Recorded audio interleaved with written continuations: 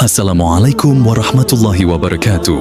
Sahabat jalur langit, bayangkan sebuah hari ketika seluruh manusia sejak zaman Nabi Adam hingga manusia terakhir dibangkitkan. Matahari berada sangat dekat, panasnya menyengat tanpa ada tempat berlindung. Semua orang berdiri dalam ketakutan, menunggu keputusan akhir dari Allah. Itulah padang mahsyar, tempat di mana setiap manusia akan dikumpulkan dan diadili atas semua amal perbuatannya. Ini adalah hari yang dijanjikan dalam Al-Quran dan hadits, hari yang penuh dengan ketegangan, harapan, dan penyesalan. Allah berfirman dalam Quran Surah Al-Kahfi ayat 47, "Dan ingatlah pada hari ketika kami berjalankan gunung-gunung, dan engkau akan melihat bumi itu rata, dan kami kumpulkan seluruh manusia, dan tidak kami tinggalkan seorang pun dari mereka."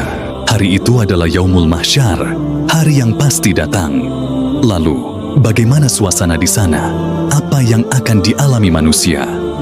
Mari kita bahas dengan lebih detail dan lebih mendalam sebagai pelajaran hidup bagi kita semua.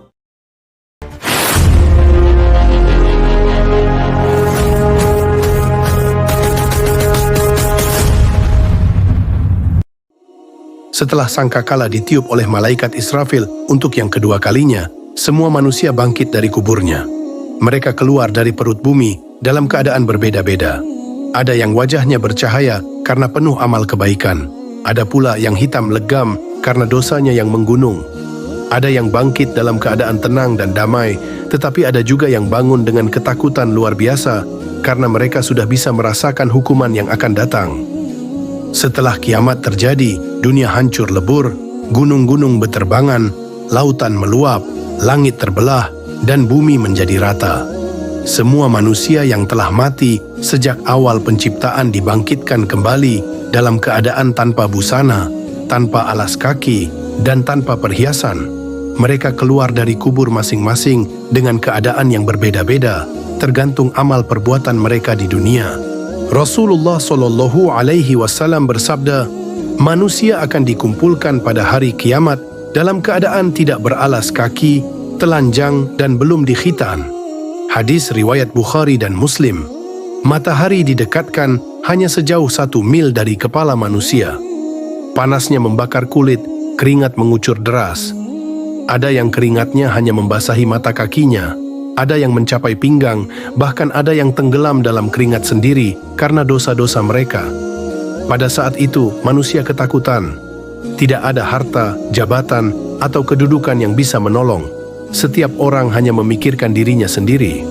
Orang tua melupakan anak, suami melupakan istri, dan sahabat pun tidak peduli satu sama lain. Allah berfirman dalam surah Abasa ayat 34-37.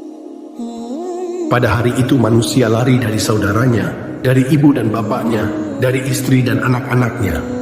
Setiap orang pada hari itu memiliki urusan yang menyibukkannya. Setelah dikumpulkan, satu persatu manusia akan dihisap, diperiksa setiap perbuatannya di dunia. Catatan amal yang ditulis oleh malaikat akan diberikan kepada setiap manusia. Orang-orang yang beriman dan taat kepada Allah akan menerima catatan amalnya dengan tangan kanan. Mereka bersuka cita, mengetahui bahwa mereka akan memperoleh keselamatan.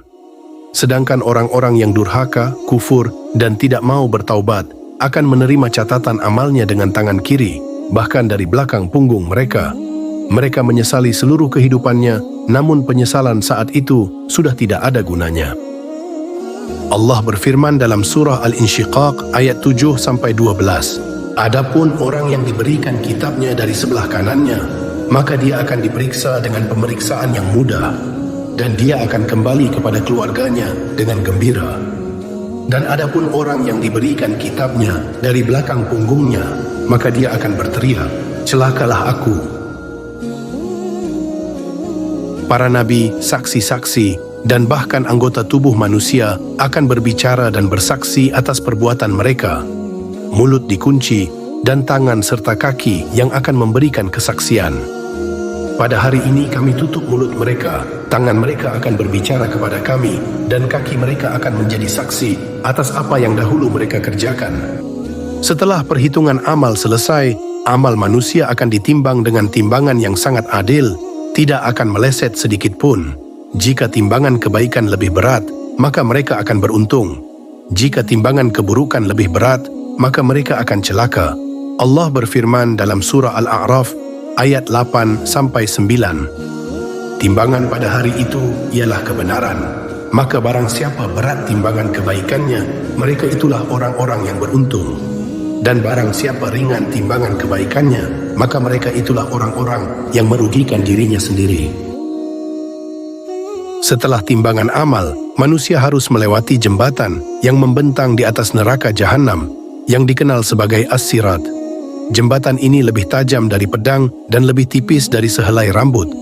Orang-orang beriman yang bertakwa akan melintas dengan mudah, secepat kilat atau angin berhembus.